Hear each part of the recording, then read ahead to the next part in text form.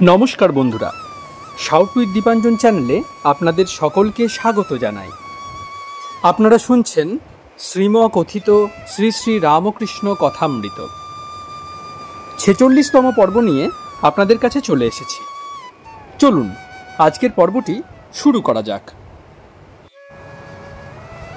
তব কথামৃতং তপ্ত জীবনং কবিভিরীরিতং কল্মষাপহম শ্রবণমঙ্গলং শ্রীমদাততং ভুবি গৃণন্তি যে ভুরিদা জনা। পঞ্চদশ খণ্ড। শ্রীরামকৃষ্ণ কলিকাতায় বসু বলরাম মন্দিরে। প্রথম পরিচ্ছেদ। নরেন্দ্র ও হাজরা মহাশয়। ঠাকুর শ্রীরামকৃষ্ণ বলরামের দ্বিতলের বৈঠকখানায় ভক্ত সঙ্গে বসিয়া আছেন। সহাস্য বদন, ভক্তদের সঙ্গে কথা কহিতেছেন। নরেন্দ্র, মাস্টার, ভবনাথ, পূর্ণ, পল্টু, ছোট নরেন, গিরিশ, রামবাবু, দ্বিজ, বিনোদ ইত্যাদি অনেক ভক্ত চতুর্দিকে বসিয়া আছেন। আজ শনিবার, বেলা ৩টা। বৈশাখ কৃষ্ণা দশমী, ৯ই মে ১৮৮৫। বলরাম বাড়িতে নাই, শরীর অসুস্থ থাকাতে মুঙ্গেরে জলবায়ু পরিবর্তন করিতে গিয়াছেন। জ্যেষ্ঠ কন্যা এখন স্বর্গগতা, ঠাকুর ও ভক্তদের নিমন্ত্রণ করিয়া আনিয়া মহোৎসব করিয়াছেন। ঠাকুর খাওয়া দাওয়ার পর একটু বিশ্রাম করিতেছেন। ঠাকুর মাস্টারকে বারবার জিজ্ঞাসা করিতেছেন, তুমি বলো আমি কি উদার? ভবনাথ সহাস্যে বলিতেছেন, উনি আর কি বলবেন, চুপ করে থাকবেন। একজন হিন্দুস্থানি ভিখারি গান গাইতে আসিয়াছেন। ভক্তেরা দুই একটি গান শুনিলেন। গান নরেন্দ্রের ভালো লাগিয়াছে। তিনি গায়ককে বলিলেন, আবার গাও। শ্রীরামকৃষ্ণ, থাক থাক, আর কাজ নাই, পয়সা কোথায়? নরেন্দ্রের প্রতি, তুই তো বললি। ভক্ত সহাস্যে, মহাশয় আপনাকে আমির ঠাউরেছে, আপনি তাকিয়া ঠেসান দিয়া বসিয়া আছেন। সকলের হাস্য। শ্রীরামকৃষ্ণ হাসিয়া, ব্যারাম হয়েছে ভাবতে পারে। হাজরার অহংকারের কথা পড়িল। কোনো কারণে দক্ষিণেশ্বরের কালীবাটি ত্যাগ করিয়া হাজরার চলিয়া আসিতে হইয়াছিল। নরেন্দ্র, হাজরা এখন মানছে তার অহংকার হয়েছিল। শ্রীরামকৃষ্ণ, ও কথা বিশ্বাস করো না, দক্ষিণেশ্বরে আবার আসবার জন্য ওরূপ কথা বলছে। ভক্তদিগকে নরেন্দ্র কেবল বলে, হাজরা খুব লোক। নরেন্দ্র, এখনো বলি? শ্রীরামকৃষ্ণ, কেন, এত সব শুনলি? নরেন্দ্র, দোষ একটু, কিন্তু গুণ অনেকটা। শ্রীরামকৃষ্ণ, নিষ্ঠা আছে বটে। সে আমায় বলে, এখন তোমার আমাকে ভালো লাগছে না, কিন্তু পরে আমাকে তোমায় খুঁজতে হবে। শ্রীরামপুর থেকে একটি গোঁসাই এসেছিল, অদ্বৈত বংশ। ইচ্ছা ওখানে এক রাত্রি দুরাত্রি থাকে। আমি যত্ন করে তাকে থাকতে বললুম। হাজরা বলে কি, খাজাঞ্চির কাছে ওকে পাঠাও। এ কথার মানে এই যে দুধ টুধ পাছে চাই, তাহলে হাজরার ভাগ থেকে কিছু দিতে হয়। আমি বললুম, তবে রে শালা। গোসাই বলে, আমি ওর কাছে সাষ্টাঙ্গ হই, আর তুই সংসারে থেকে কামিনী কাঞ্চন লয়ে নানা কাণ্ড করে। এখন একটু জপ করে এত অহংকার হয়েছে, লজ্জা করে না? সত্যগুণে ঈশ্বরকে পাওয়া যায়, রজ তমগুণে ঈশ্বর থেকে তফাৎ করে। সত্যগুণকে সাদা রঙের সঙ্গে উপমা দিয়েছে, রজগুণকে লাল রঙের সঙ্গে, আর তমগুণকে কালো রঙের সঙ্গে। আমি একদিন হাজরাকে জিজ্ঞাসা করলাম, তুমি বলো কার কত সত্যগুণ হয়েছে? সে বললে, নরেন্দ্রের 16 আনা, আর আমার 1 টাকা 2 আনা। জিজ্ঞাসা করলাম, আমার কত হয়েছে? তা বললে, তোমার এখনো লালচে মারছে, তোমার 12 আনা। সকলের হাস্য। দক্ষিণেশ্বরে বসে হাজরা জপ করত। আবার ওরই ভিতর থেকে দালালির চেষ্টা করত। বাড়িতে কয় হাজার টাকা দেনা আছে, সেই দেনা শুধতে হবে। রাঁধুনি বামুনদের কথাই বলেছিল, ওসব লোকের সঙ্গে আমরা কি কথা কই। কামনা ঈশ্বর লাভের বিঘ্ন, ঈশ্বর বালক স্বভাব। কি জানো, একটু কামনা থাকলে ভগবানকে পাওয়া যায় না। ধর্মের সূক্ষ্ম গতি। ছুঁচে সুতা পড়াচ্ছ, কিন্তু সুতার ভিতর একটু আঁশ থাকলে সূচের ভিতর প্রবেশ করবে না। 30 বছর মালা জপে তবু কেন কিছু হয় না। ডাকুর ঘা হলে ঘুঁটের ভাবড়া দিতে হয়, না হলে শুধু ঔষধে আরাম হয় না। কামনা থাকতে যত সাধনা করো না কেন, সিদ্ধিলাভ হয় না। তবে একটি কথা আছে, ঈশ্বরের কৃপা হলে, ঈশ্বরের দয়া হলে এক্ষণে সিদ্ধিলাভ করতে পারে। যেমন 1000 বছরের অন্ধকার ঘর, হঠাৎ কেউ যদি প্রদীপ আনে তাহলে এক্ষণে আলো হয়ে যায়। গরিবের ছেলে বড় মানুষের চোখে পড়ে আছে, তার মেয়ের সঙ্গে তাকে বিয়ে দিলে অমনি গাড়ি ঘোড়া, দাসদাসী, পোশাক, আসবাব, বাড়ি সব হয়ে গেল। একজন ভক্ত, মহাশয়, কৃপা কিরূপে হয়? শ্রীরামকৃষ্ণ: ঈশ্বর বালক স্বভাব। যেমন কোনো ছেলে কোঁচড়ে রত্ন লয়ে বসে আছে, কত লোক রাস্তা দিয়ে চলে যাচ্ছে, অনেকে তার কাছে রত্ন চাচ্ছে, কিন্তু সে কাপড়ে হাত চেপে মুখ ফিরিয়ে বলে, না, আমি দেব না। আবার হয়তো যে চায়নি চলে যাচ্ছে, পেছনে পেছনে দৌড়ে গিয়ে সেধে তাকে দিয়ে ফেলে। ত্যাগ, তবে ঈশ্বর লাভ। পূর্ব কথা, সেজবাবুর ভাব। শ্রীরামকৃষ্ণ: ত্যাগ না হলে ঈশ্বরকে পাওয়া যায় না। আমার কথা লবে কে? আমি সঙ্গী খুঁজছি, আমার ভাবের লোক। খুব ভক্ত দেখলে মনে হয় এই বুঝি আমার ভাব নিতে পারবে। আবার দেখি সে আরেক রকম হয়ে যায়। একটা ভূত সঙ্গী খুঁজছিল। শনি মঙ্গলবারে অপঘাত মৃত্যু হলে ভূত হয়। ভূতটা যেই দেখে কেউ শনি মঙ্গলবারে ওই রকম করে মরছে, অমনি দৌড়ে যায়, মনে করে এইবার বুঝি আমার সঙ্গী হলো। কিন্তু কাছেও যাওয়া আর সে লোকটা দাঁড়িয়ে উঠছে, হয়তো ছাদ থেকে পড়ে অজ্ঞান হয়েছে, আবার বেঁচে উঠেছে। সেজবাবুর ভাব হলো সর্বদাই মাতালের মতো থাকে, কোনো কাজ করতে পারে না। তখন সবাই বলে, এরকম হলে বিষয় দেখবে কে? ছোট ভট্টাচার্যি নিশ্চয়ই কোনো তুক করেছে। নরেন্দ্রের বেহুশ হওয়া, গুরু শিষ্যের দুটি গল্প। নরেন্দ্র যখন প্রথম আসে, ওর বুকে হাত দিতে বেহুশ হয়ে গেল। তারপর চৈতন্য হলে কেঁদে বলতে লাগলো, ওগো, আমায় এমন করলে কেন? আমার যে বাবা আছে, আমার যে মা আছে গো, আমার করা এটি অজ্ঞান থেকে হয়। গুরু শিষ্যকে বললেন, সংসার মিথ্যা, তুই আমার সঙ্গে চলে আয়। শিষ্য বললে, ঠাকুর, এরা আমায় এত সব ভালোবাসে, আমার বাপ, আমার মা, আমার স্ত্রী, এদের ছেড়ে কেমন করে যাব? গুরু বললেন, তুই আমার করছিস বটে, আর বলছিস ওরা ভালোবাসে, কিন্তু ওসব ভুল।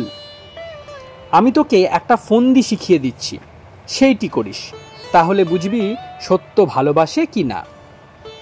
এই বলে একটা ঔষধের বড়ি তার হাতে দিয়ে বললেন, এইটি খাস, মরার মতন হয়ে যাবি, তোর জ্ঞান যাবে না, সব দেখতে শুনতে পাবি। তারপর আমি গেলে তোর ক্রমে ক্রমে পূর্বাবস্থা হবে। শিষ্যটি ঠিক এইরূপ করলে। বাড়িতে কান্নাকাটি পড়ে গেল। মা, স্ত্রী সকলে আছড়া পিছড়ি করে কাঁদছে। এমন সময় একটি ব্রাহ্মণ এসে বললে, কি হয়েছে গা? তারা সকলে বললে, এ ছেলেটি মারা গেছে। ব্রাহ্মণ মরা মানুষের হাত দেখে বললেন, সে কি, এ তো মরে নাই। আমি একটি ঔষধ দিচ্ছি, খেলেই সব সেরে যাবে। বাড়ির সকলে তখন যেন হাতে স্বর্গ পেলে। তখন ব্রাহ্মণ বললেন, তবে একটি কথা আছে, ঔষধটি আগে একজনকে খেতে হবে, তারপর ওর খেতে হবে। যিনি আগে খাবেন তার কিন্তু মৃত্যু হবে। এর তো অনেক আপনার লোক আছে দেখছি, কেউ না কেউ অবশ্য খেতে পারে। মা কি স্ত্রী এরা খুব কাঁদছেন, এরা অবশ্য পারেন। তখন তারা সব কান্না থামিয়ে চুপ করে রইল। মা বললেন, তাই তো, এই বৃহৎ সংসার, আমি গেলে কে এইসব দেখবে শুনবে, এই বলে ভাবতে লাগলেন। স্ত্রী এইমাত্র এই বলে কাঁদছিল, দিদি গো আমার কি হলো গো? সে বললে, তাই তো, ওর যা হবার হয়ে গেছে। আমার 2-3টি নাবালক ছেলে মেয়ে, আমি যদি যাই এদেরকে দেখবে? শিষ্য সব দেখছিল শুনছিল। সে তখন দাঁড়িয়ে উঠে পড়ল আর বললে, গুরুদেব চলুন, আপনার সঙ্গে যায়। সকলের হাস্য।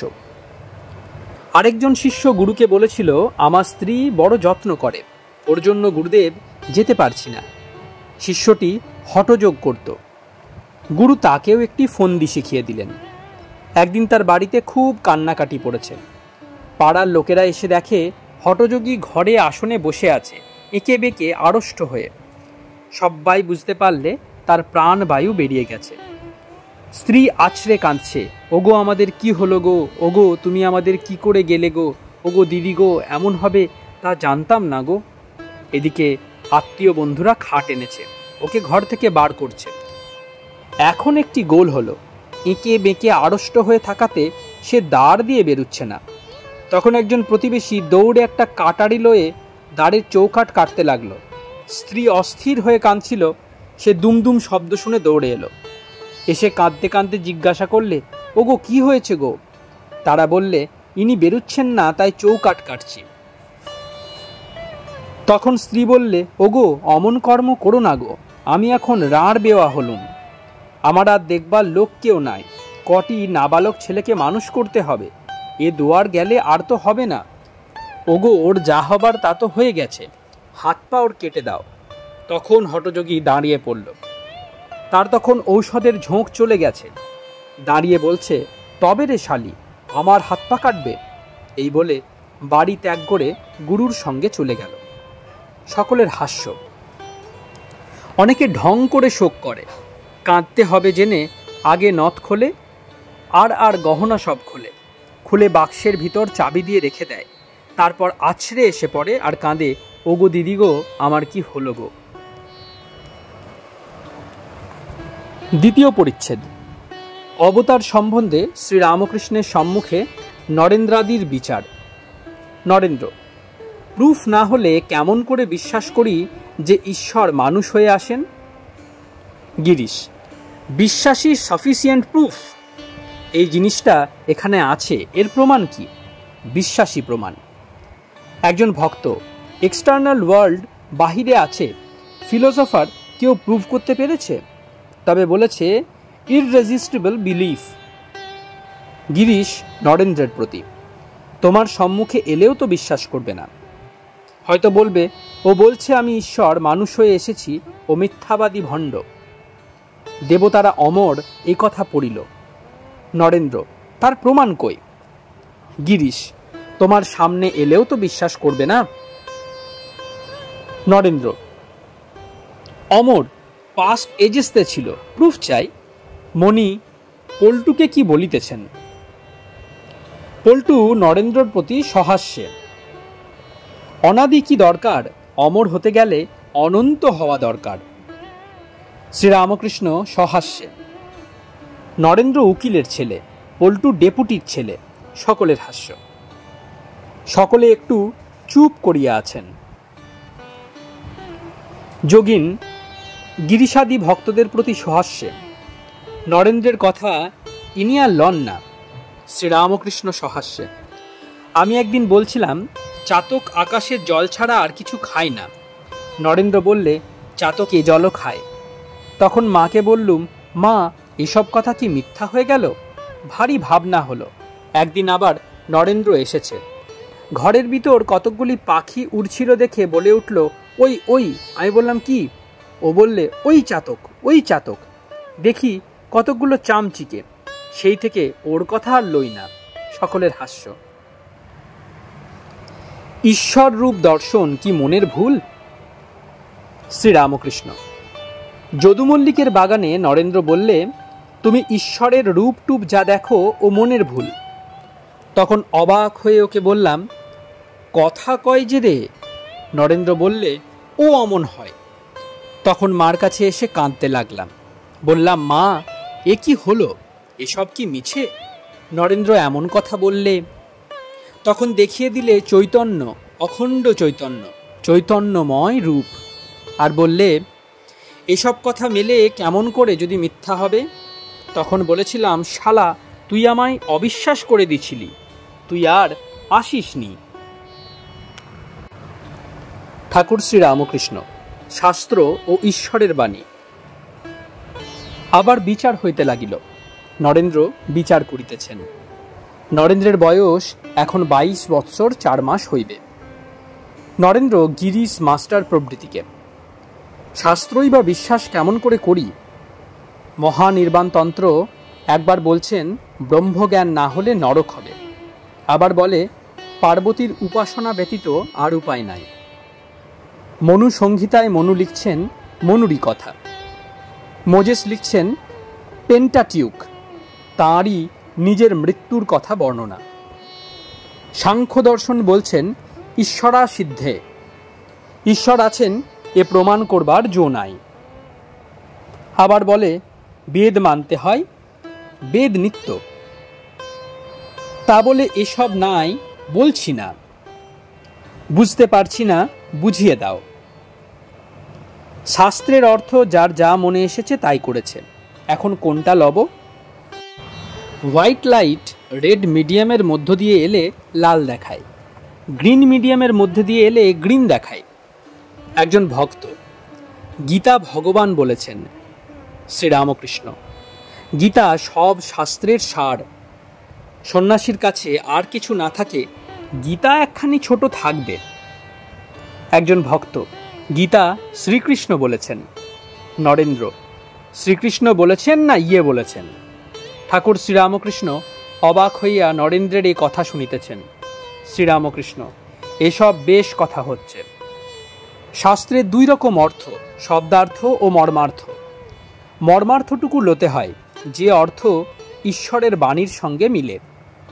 চিঠির কথা আর যে ব্যক্তি চিঠি লিখেছে তার মুখের কথা অনেক তফাৎ। শাস্ত্র হচ্ছে চিঠির কথা, ঈশ্বরের বাণী মুখের কথা। আমি মার মুখের কথার সঙ্গে না মিললে কিছুই লই না। আবার অবতারের কথা পড়িল। নরেন্দ্র, ঈশ্বরে বিশ্বাস থাকলেই হল। তারপর তিনি কোথায় ঝুলছেন বা কি করছেন এ আমার দরকার নাই। অনন্ত ব্রহ্মাণ্ড, অনন্ত অবতার। অনন্ত ব্রহ্মাণ্ড, অনন্ত অবতার শুনিয়া শ্রীরামকৃষ্ণ হাত জোড় করিয়া নমস্কার করিলেন ও বলিতেছেন, আহা। মণি ভবনাথকে কি বলিতেছেন? ভবনাথ, ইনি বলেন, হাতি যখন দেখি নাই তখন সে ছুঁচের ভিতর যেতে পারে কিনা কেমন করে জানব? ঈশ্বরকে জানি না, অথচ তিনি মানুষ হয়ে অবতার হতে পারেন কিনা কেমন করে বিচারের দ্বারা বুঝব? শ্রীরামকৃষ্ণ, সবই সম্ভব। তিনি ভেলকি লাগিয়ে দেন, বাজিকর গলার ভিতর ছুরি লাগিয়ে দেয়, আবার বার করে, ইটপাটকেল খেয়ে ফেলে। 3য় পরিচ্ছেদ, শ্রীরামকৃষ্ণ ও কর্ম, তাহার ব্রহ্মজ্ঞানের অবস্থা। ভক্ত, ব্রাহ্ম সমাজের লোকেরা বলেন সংসারের কর্ম করা কর্তব্য, এ কর্ম ত্যাগ করলে হবে না। গিরিশ, সুলভ সমাচারে ওই রকম লিখেছে দেখলাম, কিন্তু ঈশ্বরকে জানবার জন্য যেসব কর্ম তাই করে উঠতে পারা যায় না, আবার অন্য কর্ম। শ্রীরামকৃষ্ণ ঈষৎ হাসিয়া মাস্টারের দিকে তাকাইয়া নয়নের দ্বারা ইঙ্গিত করিলেন, ও যা বলছে তাই ঠিক। মাস্টার বুঝিলেন কর্মকাণ্ড বড় কঠিন। পূর্ণ আসিয়াছেন।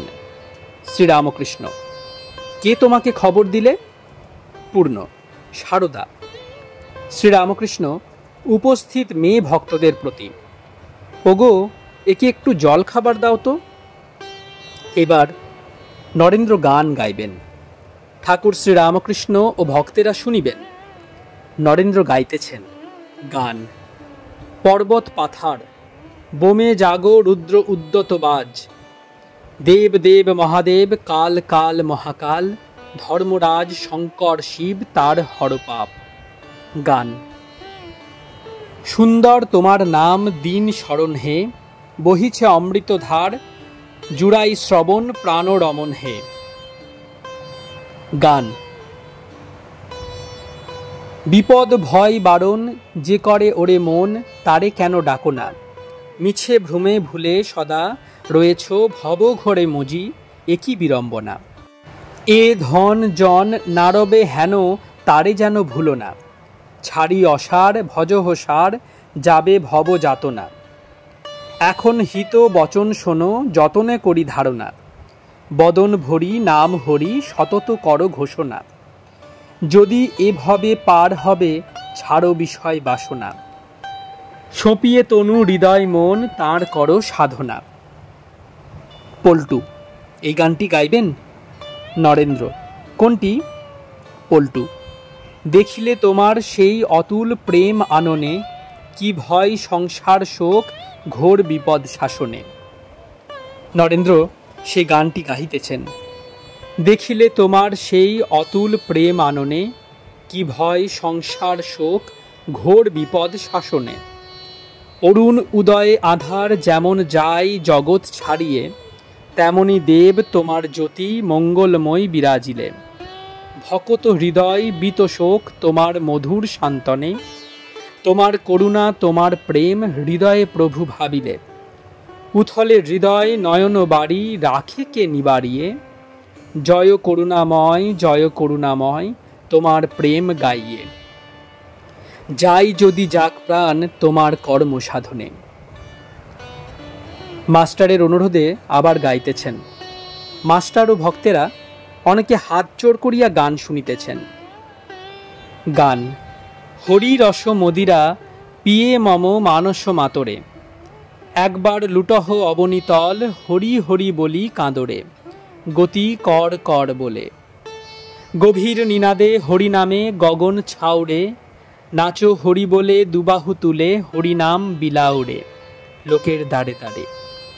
হরি প্রেমানন্দ রসে অনুদিন ভাসরে, গাও হরিনাম হও পূর্ণকাম নীচ বাসনা নাশরে। গান: চিন্তয় মম মানস হরি চিদ ঘন নিরঞ্জন। গান: চমৎকার অপার জগৎ রচনা তোমার। গান: গগনের থালে রবি চন্দ্র দীপক জলে, তারকা মণ্ডল চমকে মতিরে, ধূপ মলয়া নীল পবন চামর করে, সকল বনরাজি ফুটন্ত জ্যোতিরে। কেমন আরতি হে ভবখণ্ডন তব আরতি, অনাহত শব্দ বাজন্ত ভেরিরে। গান: সেই এক পুরাতনে পুরুষ নিরঞ্জনে চিত্ত সমাধান কররে। নারায়ণের অনুরোধে আবার নরেন্দ্র গাইতেছেন। এসো মা ও হৃদয় রমা, পরাণ পুতলি গো। হৃদয় আসনে হও মা আসীন, নিরখি তোরে গো। আছি জন্মাবধি তোর মুখ চেয়ে, জানো মা জননী কি দুঃখ পেয়ে। একবার হৃদয় কমল বিকাশ করিয়ে, প্রকাশ তাহে আনন্দময়ী। শ্রীরামকৃষ্ণ সমাধি মন্দিরে তাহার ব্রহ্মজ্ঞানের অবস্থা। নরেন্দ্র নিজের মনে গান গাইতেছেন। নিবিড় আধারে মা তোর চমকে ও রূপরাশি, তাই যোগী ধ্যান ধরে হয়ে গিরি গুহাবাসী। সমাধির এ গান শুনিতে শুনিতে ঠাকুর সমাধিস্থ হইতেছেন। নরেন্দ্র আরেকবার সেই গানটি গাইতেছেন। হরি রস মদিরা পিয়ে মম মানস মাতরে। শ্রীরামকৃষ্ণ ভাবাবিষ্ট। উত্তরাস্য হইয়া দেওয়ালে ঠেসান দিয়া পা ঝুলাইয়া তাকিয়ার উপর বসিয়া আছেন। ভক্তেরা চতুর্দিকে উপবিষ্ট। ভাবাবিষ্ট হইয়া ঠাকুর মার সঙ্গে একাকী কথা কহিতেছেন। ঠাকুর বলিতেছেন, এই বেলা খেয়ে যাব, তুই এলি? তুই কি গাঁটরি বেঁধে বাসা পাকড়ে সব ঠিক করে এলি? ঠাকুর কি বলিতেছেন, মা তুই কি এলি? ঠাকুর আর মা কি অভেদ? এখন আমার কারুকে ভালো লাগছে না। মা গান কেন শুনব? ওতে তো মন খানিকটা বাইরে চলে যাবে। ঠাকুর ক্রমে ক্রমে আরও বাহ্যজ্ঞান লাভ করিতেছেন। ভক্তদের দিকে তাকাইয়া বলিতেছেন, আগে কই মাছ জিয়ে রাখা দেখে আশ্চর্য হতুম, মনে করতুম এরা কি নিষ্ঠুর, এদের শেষকালে হত্যা করবে। অবস্থা যখন বদলাতে লাগলো তখন দেখি যে শরীরগুলো খোল মাত্র, থাকলেও এসে যায় না, গেলেও এসে যায় না। ভবনাথ: তবে মানুষ হিংসা করা যায়, মেরে ফেলা যায়? শ্রীরামকৃষ্ণ: হ্যাঁ, এ অবস্থায় হতে পারে। ন হন্যতে হন্যমানে শরীরে, সে অবস্থা সকলের হয় না, ব্রহ্মজ্ঞানের অবস্থা। 2-1 গ্রাম নেমে এলে তবে ভক্তি ভক্ত ভালো লাগে। ঈশ্বরেতে বিদ্যা অবিদ্যা দুই আছে। এই বিদ্যা মায়া ঈশ্বরের দিকে লয়ে যায়, অবিদ্যা মায়া ঈশ্বর থেকে মানুষকে তফাত করে লয়ে যায়। বিদ্যার খেলা জ্ঞান, ভক্তি, দয়া, বৈরাগ্য, এইসব আশ্রয় করলে ঈশ্বরের কাছে পৌঁছানো যায়। আরেক ধাপ উঠলেই ঈশ্বর, ব্রহ্মজ্ঞান। এই অবস্থায় ঠিক বোধ হচ্ছে, ঠিক দেখছি তিনিই সব হয়েছেন, ত্যায্য গ্রাহ্য থাকে না, কারুর উপর রাগ করবার জো থাকে না। গাড়ি করে যাচ্ছি, বারান্দার উপর দাঁড়িয়ে রয়েছে দেখলাম 2 বেশ্যা, দেখলাম সাক্ষাৎ ভগবতী, দেখে প্রণাম করলাম। যখন এই অবস্থা প্রথম হলো তখন মা কালীকে পূজা করতে বা ভোগ দিতে আর পারলাম না। হলদারি আর হৃদে বললে, খাজাঞ্চি বলেছে ভট্টাচার্যি ভোগ দিবেন না তো কি করবেন? আমি কুবাক্য বলেছে শুনে কেবল হাসতে লাগলাম, একটু রাগ হলো না। এই ব্রহ্মজ্ঞান লাভ করে তারপর লীলা আস্বাদন করে বেড়াও। সাধু একটি শহরে এসে রং দেখে বেড়াচ্ছে, এমন সময়ে তার এক আলাপি সাধুর সঙ্গে দেখা হলো। সে বললে, তুমি যে ঘুরে ঘুরে আমোদ করে বেড়াচ্ছ, তল্পি তল্পা কই? সেগুলি তো চুরি করে লয়ে যায় নাই? প্রথম সাধু বললে, না মহারাজ, আগে বাসা পাকড়ে গাঁঠরি ওঠরি ঠিকঠাক করে ঘরে রেখে তালা লাগিয়ে তবে শহরের রং দেখে বেড়াচ্ছি। ভবনাথ: এ খুব উঁচু কথা। মণি: স্বগত। ব্রহ্মজ্ঞানের পর লীলা আস্বাদন, সমাধির পর নিচে নামা। শ্রীরামকৃষ্ণ মাস্টার আদির প্রতি: ব্রহ্মজ্ঞান কি সহজে হয় গা? মনের নাশ না হলে হয় না। গুরু শিষ্যকে বলেছিল, তুমি আমায় মন দাও, আমি তোমায় জ্ঞান দিচ্ছি। ন্যাংটা বলতো, আরে মন বিলাতে নাহি। Biology, natural law in the spiritual world. এ অবস্থায় কেবল হরিকথা ভালো লাগে আর ভক্ত সঙ্গ। রামের প্রতি: তুমি তো ডাক্তার, যখন রক্তের সঙ্গে মিশিয়ে এক হয়ে যাবে তখনই তো কাজ হবে। তেমনি এ অবস্থায় অন্তরে বাহিরে ঈশ্বর, সে দেখবে তিনি দেহ মন প্রাণ আত্মা। মণি: স্বগত। অ্যাসিমিলেশন। শ্রীরামকৃষ্ণ: ব্রহ্মজ্ঞানের অবস্থা মনের নাশ হলেই হয়। মনের নাশ হলেই অহং নাশ, যেটা আমি আমি করছে। এটি ভক্তিপথেও হয়, আবার জ্ঞান পথে অর্থাৎ বিচার পথেও হয়। নেতি নেতি অর্থাৎ এসব মায়া স্বপ্নবৎ, এই বিচার জ্ঞানীরা করে। এই জগৎ নেতি নেতি মায়া। জগৎ যখন উড়ে গেল বাকি রইল কতগুলি জীব, আমি ঘট মধ্যে রয়েছে। মনে করো 10টা জলপূর্ণ ঘট আছে, তার মধ্যে সূর্যের প্রতিবিম্ব হয়েছে। কটা সূর্য দেখা যাচ্ছে? ভক্ত: 10টা প্রতিবিম্ব, আর একটা সত্য সূর্য তো আছে। শ্রীরামকৃষ্ণ: মনে করো একটা ঘট ভেঙে দিলে এখন কটা সূর্য দেখা যায়? ভক্ত: 9টা, একটা সত্য সূর্য তো আছেই। শ্রীরামকৃষ্ণ: আচ্ছা, 9টা ঘট ভেঙে দেওয়া হলো, কটা সূর্য দেখা যাবে? ভক্ত: একটা প্রতিবিম্ব সূর্য, একটা সত্য সূর্য তো আছেই। শ্রীরামকৃষ্ণ গিরিশের প্রতি: শেষ ঘট ভাঙলে কি থাকে? গিরিশ: আজ্ঞা, ওই সত্য সূর্য। শ্রীরামকৃষ্ণ: না, কি থাকে তা মুখে বলা যায় না, যা আছে তাই আছে। প্রতিবিম্ব সূর্য না থাকলে সত্য সূর্য আছে কি করে জানবে? সমাধিস্থ হলে অহং তত্ত্ব নাশ হয়। সমাধিস্থ ব্যক্তি নেমে এলে কি দেখেছে মুখে বলতে পারে না। চতুর্থ পরিচ্ছেদ। শ্রীরামকৃষ্ণের ভক্তদিগকে আশ্বাস প্রদান ও অঙ্গীকার। অনেকক্ষণ সন্ধ্যা হইয়া গিয়াছে। বলরামের বৈঠকখানায় দীপালোক জ্বলিতেছে। ঠাকুর শ্রীরামকৃষ্ণ এখনো ভাবস্থ, ভক্তজন পরিবৃত হইয়া আছেন। ভাবে বলিতেছেন, এখানে আর কেউ নাই, তাই তোমাদের বলছি, আন্তরিক ঈশ্বরকে যে জানতে চাইবে তারই হবে, হবেই হবে। যে ব্যাকুল ঈশ্বর বই আর কিছু চায় না তারই হবে। এখানকার যারা লোক অর্থাৎ অন্তরঙ্গ ভক্তেরা, তারা সব জুটে গেছে, আর সব এখন যারা যাবে তারা বাহিরের লোক। তারাও এখন মাঝে মাঝে যাবে। মা তাদের বলে দেবে, এই করো, এই রকম করে ঈশ্বরকে ডাকো। ঈশ্বরই গুরু, জীবের একমাত্র মুক্তির উপায়। কেন ঈশ্বরের দিকে জীবের মন যায় না?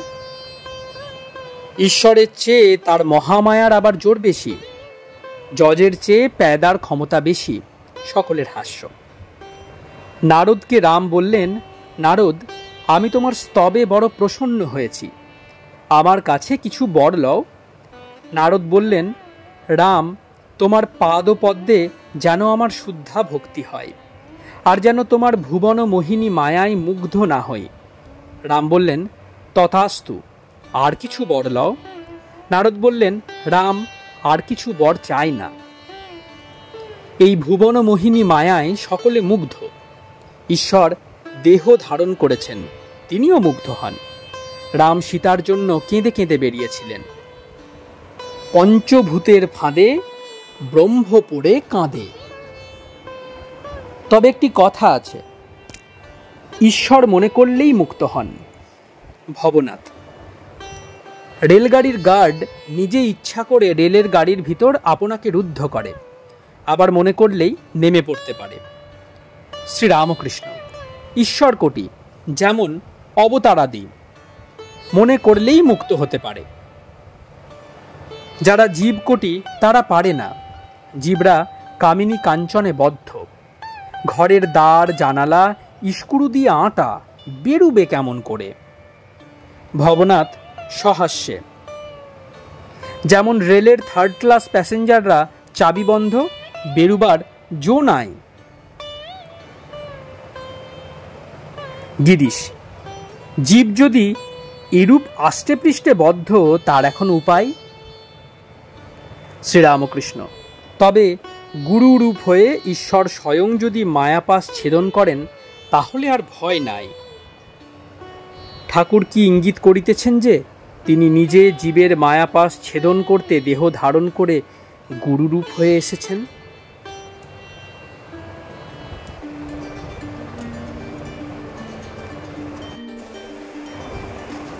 আপনারা শুনছেন শ্রীম কথিত শ্রী শ্রী রামকৃষ্ণ কথামৃত। আজ আপনাদের কাছে 46তম পর্বটি পরিবেশন করলাম। প্রতিদিনের মতো আজকেও প্রণাম করার মাধ্যমে এই পর্বটি শেষ করব। চলুন সকলে মিলে প্রণাম করা যাক।